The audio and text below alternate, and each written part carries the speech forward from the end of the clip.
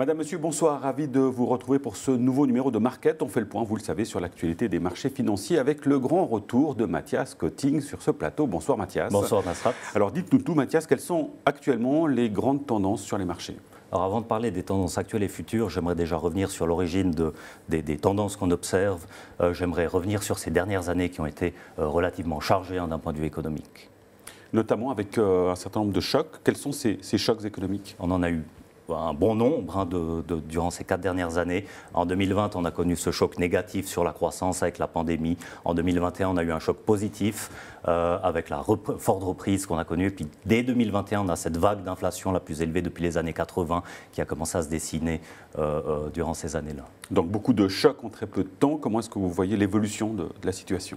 Alors, on a eu 4 années très chargées. Nous, ce qu'on anticipe, c'est un certain retour vers la normalité au niveau de l'économie, avec notamment l'inflation qui fait des progrès assez importants. Alors l'inflation a baissé, certes, mais elle est toujours là.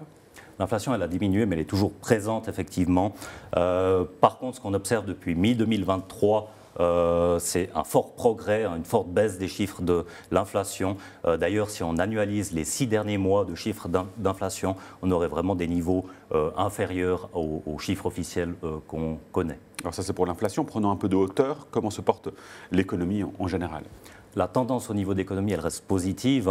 Évidemment, on a une croissance qui est en dessous de la moyenne historique, notamment en raison des taux un peu plus élevés, mais elle n'est pas négative non plus, donc plutôt un bon point du côté de l'économie. Autre indicateur important, ce sont bien sûr les taux directeurs des banques centrales. Comment voyez-vous l'évolution de ces taux ? Alors, les taux directeurs des banques centrales vont être abaissés avec les progrès de l'inflation. On anticipe plusieurs baisses de taux en Europe, aux États-Unis. En Suisse, ça sera également le cas de voir des baisses de taux de la part de la BNS, soit en mars déjà, ou sinon au mois de juin, la première baisse de taux. Donc Mathias, plutôt des bonnes nouvelles pour l'économie. Effectivement, si on résume le trio économie, inflation et taux, avec un peu de recul, on peut dire qu'on va vers plus de stabilité, comme c'était le cas avant Covid, avant 2020, durant cette période 2008-2020 relativement stable. Et qu'est-ce que ça change concrètement pour monsieur et madame tout le monde ? Alors j'aimerais en premier lieu parler de la baisse des taux directeurs. Ça aura un impact sur les crédits hypothécaires SARON, ces taux variables. Tout simplement, les intérêts vont baisser courant de cette année. Et qu'est-ce que ça change pour les investisseurs cette fois-ci ? Alors ce qu'on a vu ces dernières années, c'est un fort engouement pour les comptes à terme, ces placements à court terme auprès d'une banque.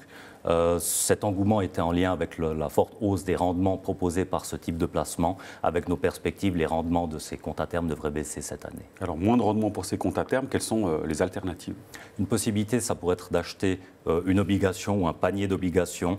C'est intéressant parce que ça permet de bloquer des niveaux de rendement encore élevés sur ces placements-là pour plusieurs années. Et en dehors des obligations, Mathias ? On a toujours les actions qui sont une alternative ou plus globalement un portefeuille diversifié qui contiendrait des actions et des obligations. Donc on parle là d'un mandat de gestion ou d'un fonds de placement. On peut choisir les proportions qu'on investit à la fois actions et obligations.